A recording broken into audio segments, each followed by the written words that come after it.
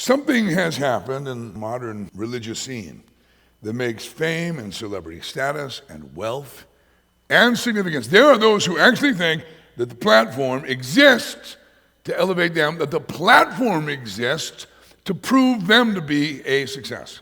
And the crowd that they can draw with that platform. Listen, there's a couple things you got to get. I don't know if you guys know this. You have to get the big screen, and then you have got to get the slickest music production. You've got to make that a real priority. These are the new models. This is the new way churches are built, mega churches are built. You have to have talent. You've got to spend whatever you got to spend in order to get that talent. Interestingly, I was in a conversation with a young pastor last week down in Texas who's been exposed to so much of this. He's been around it. He's grown up in it. He's been on staff in such churches. He has friends who pastor mega churches, and he's told me just last week, several of them, once exposed for their sexual misbehavior, depart from the faith, deny the faith. One of them, who pastored this monstrous mega ministry, now professes he's a Buddhist. Just like that. Did that just happen? No, that guy was putting on a show. I have seen the show, and I have known men who've engaged in the show. I know of men, the really slick, the super apostles, the guys who are really talented, and that talent makes it possible they can build a crowd. Build a crowd, okay.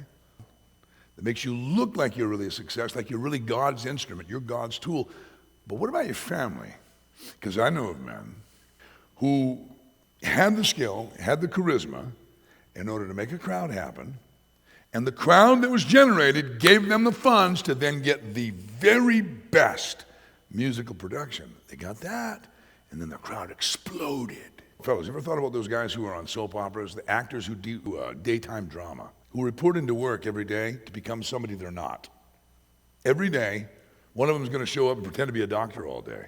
You've got a name and an identity that he plays that character all day long. I've never understood. I mean, I get art, and I have appreciation for art and acting and all that, but man, the so-called daytime drama, how do you live like that? You got to leave your actual reality, drive to this fantasy, play this character for however many hours in the day that you're required to do that, and then leave and go back to being who you actually are.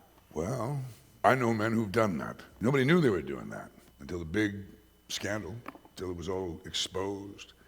You find out their family's falling apart. You find out that at home, that's not who that guy is. That guy is actually somebody else altogether, but he created this character that he plays, Pastor so-and-so, all day long. In verse 6, he said, "But we have been thoroughly made manifest among you in all things." He said to the church of Corinth, you guys all know me. You know who I am. This is important. You know what Paul said the same thing in Acts chapter 20 to the elders at Ephesus? In Acts chapter 20, he said, you guys know how I was with you in all seasons.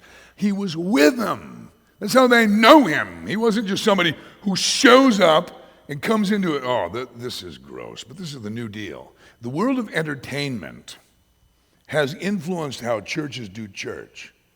I don't know if you know, in the entertainment realm, particularly in variety shows or late night talk shows, all of the guests who are going to be on, they all have a staging area backstage, a staging area.